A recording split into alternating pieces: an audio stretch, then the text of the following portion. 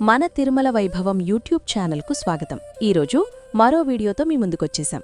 ఎన్నో ఆసక్తికర అంశాలతో మీ ముందుకొస్తున్న మన తిరుమల వైభవం ఛానల్ తప్పక సబ్స్క్రైబ్ చేయండి. ఇక వీడియోలోకి వెళ్ళిపోదాం. నమస్కారం. ఈరోజు మనం శని త్రయోదశి గురించి, ఆ రోజుకున్న ప్రాముఖ్యత గురించి, దాని వెనక ఉన్న కర్మ సిద్ధాంతం గురించి లోతుగా తెలుసుకుందాం. ఈ పవిత్రమైన రోజు మన జీవితాల్ని ఎలా మంచి మార్గంలో నడిపిస్తుందో కలిసి చూద్దాం రండి. మనలో చాలామందికి ఎప్పుడో ఒకప్పుడు ఈ ప్రశ్న ఎదురయ్యే ఉంటుంది కదా. ఎంతో కష్టపడి పనిచేస్తున్నా ఎందుకు అనుకున్న పనులు అవ్వట్లేదు? ప్రతి అడుగులో ఎందుకిన్ని అడ్డంకులు వస్తున్నాయి?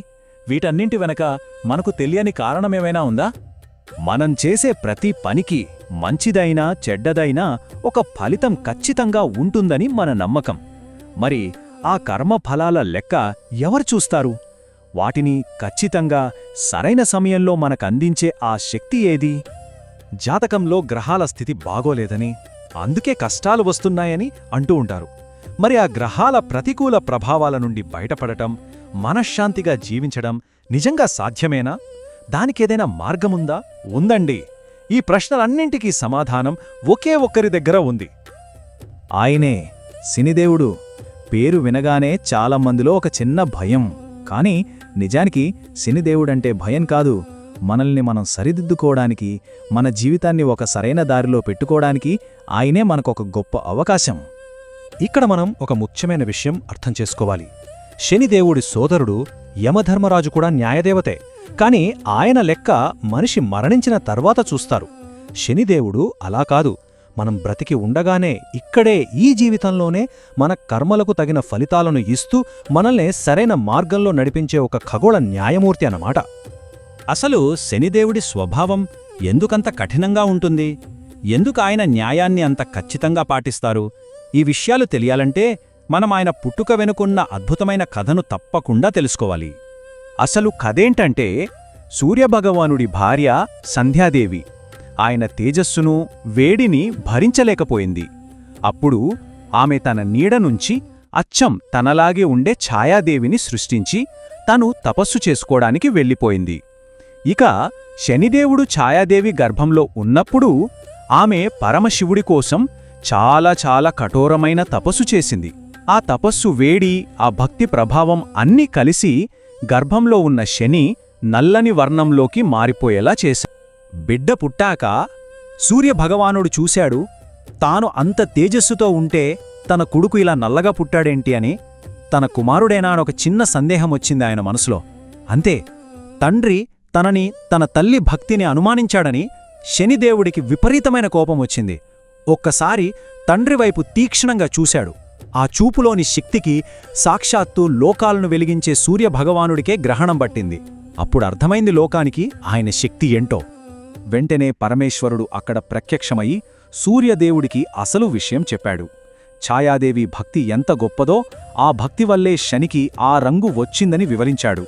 ఆ తర్వాత శనిదేవుడి వైపు తిరిగి, నీ భక్తికి, నీ శక్తికి నేను మెచ్చాను. ఈ రోజునుంచి నవగ్రహాలలో నీదే అగ్రస్థానం. ప్రాణుల కర్మల ప్రకారం న్యాయంగా ఫలాలనిచ్చే దేవతవు నువ్వే అని వరాన్ని ప్రసాదించాడు. చూశారా, శనిదేవుడు కేవలం కఠినంగా శిక్షించేవాడే కాదు, భక్తిని గుర్తిస్తాడు, ధైర్యాన్ని మెచ్చుకుంటాడు. ఆయన్ని భక్తితో కొలిస్తే కరుణ చూపిస్తాడు అనడానికి దశరథ మహారాజు కథకంటే గొప్ప ఉదాహరణ మరొకటి లేదు. ఒకసారి జ్యోతిష్యులు వచ్చి దశరథుడితో, రాజా, శనిదేవుడు రోహిణీ నక్షత్రంలోకి ప్రవేశించడం వల్ల మీ రాజ్యంలో 12 ఏళ్లపాటు భయంకరమైన కరువు రాబోతోంది అని చెప్పారు. అది విన్న ఏ రాజైనా భయపడతాడు. కాని దశరథుడలా కాదు. తన ప్రజల కోసం ఏకంగా తన రథం మీద గ్రహమండలానికే వెళ్ళాడు. శనిదేవుడిని ఎదుర్కొని ఆయన ముందు నిలబడి భక్తితో ఒక అద్భుతమైన స్తోత్రాన్ని చదివాడు. ఆ భక్తికి, ఆ ధైర్యానికి శనిదేవుడు ఎంతగానో ప్రసన్నుడయ్యాడు. దశరథ, నీ భక్తికి మెచ్చాను. నీ రాజ్యంలో కరువు రాదు. అంతేకాదు, ఎవరైతే నువ్వు చదివిన ఈ స్తోత్రాన్ని పఠిస్తారో వారికి నా వల్ల ఎలాంటి కష్టాలు రాకుండా చూసుకుంటాను అని వరమిచ్చాడు. ఆ స్తోత్రమే ఈరోజు మనం చదువుకునే దశరథ ప్రోక్త శని స్తోత్రం. ఇంతటి శక్తిమంతుడైన శనిదేవుడి పూర్తి అనుగ్రహం పొందడానికి ఒక ప్రత్యేకమైన రోజు ఉంది. నిజంగా చాలా శక్తివంతమైన రోజు. అదే శని త్రయోదశి. అసలు ఏంటి ఈ రోజుకున్న ప్రత్యేకత? ఎందుకింత మహిమ? దీన్ని చాలా సులభంగా అర్థం చేసుకోవచ్చు. చూడండి, శనివారం అంటే శనిదేవుడికి సంబంధించిన రోజు. ఇది మనందరికీ తెలుసు. అలాగే త్రయోదశి తిథి అంటే 13వ రోజు. ఇది పరమశివుడికి చాలా ఇష్టమైన రోజు. ఈ రెండు అంటే శనివారం, త్రయోదశి తిథి ఎప్పుడైతే ఒకే రోజు వస్తాయో ఆ అద్భుతమైన పవిత్రమైన కలయికనే శని త్రయోదశి అంటాం. మన కర్మలను శుద్ధి చేసుకోవడానికి ఇంతకన్నా మంచి అవకాశం దొరకదు. ఇక్కడ మరో రహస్యముంది. శనిదేవుడు పరమేశ్వరుడికి గొప్ప భక్తుడు, అంతేకాదు శిష్యుడు కూడా. అందుకే శివుడికిష్టమైన త్రయోదశి నాడు మనం శనిదేవుణ్ణి పూజిస్తే గురు శిష్యులైన ఆ ఇద్దరి అనుగ్రహం మనకు ఒకేసారి లభిస్తుందన్నమాట. అందుకే ఆ రోజు చేసే పూజలకు రెట్టింపు ఫలితం వస్తుందని నమ్ముతారు. సరే, ఇంత గొప్ప రోజు వచ్చింది. మరి ఆ రోజు మనం ఏం చెయ్యాలి? ఆ శనిదేవుణ్ణి ఎలా పూజించాలి? ఏ పద్ధతులు పాటించాలి? ఇప్పుడు వాటి గురించి వివరంగా తెలుసుకుందాం. ఇవి చాలా సులభమైన పద్ధతులే, ఎవరైనా పాటించవచ్చు. ఉదయాన్నే నిద్రలేచి శుభ్రంగా స్నానం చేయాలి. వీలైతే నల్లని బట్టలు వేసుకోవాలి, ఎందుకంటే నలుపు రంగంటే శనిదేవుడికి ఇష్టం. తర్వాత దగ్గర్లో ఉన్న శని ఆలయానికి వెళ్ళి నువ్వుల నూనెతో అభిషేకం చేయాలి. నల్ల నువ్వులు, నల్లని వస్త్రం లాంటివి సమర్పించాలి. వీటన్నింటికన్నా ముఖ్యమైనవి రెండున్నాయి. ఒకటి, పేదవాళ్లకు మనకు తోచినంతలో దానం చేయడం. రెండోది, శనిదేవుడి వాహనమైన కాకులకు అన్నం పెట్టడం. ఈ పనులు చేస్తే ఆయన అనుగ్రహం మనకు చాలా త్వరగా కలుగుతుంది. అయితే మన గుడిలో సమర్పించే ప్రతి వస్తువుకు ఒక లోతైన అర్థముంది తెలుసా? నువ్వుల నూనె మన కష్టాలని కరిగించి ఉపశమనమిస్తుందని నమ్మకం. నల్ల నువ్వులు మనం తెలిసి తెలియక చేసిన పాపకర్మలన్నింటినీ స్వామికి సమర్పించడాన్ని సూచిస్తాయి. ఇనుము మన జీవితంలో స్థిరత్వం, క్రమశిక్షణ రావాలని కోరుకోవడం. ఇక నల్లని వస్త్రం మనలో ఉన్న అహంకారాన్ని వదిలేస్తున్నాము అని చెప్పడానికి ఒక ప్రతీక అన్నమాట.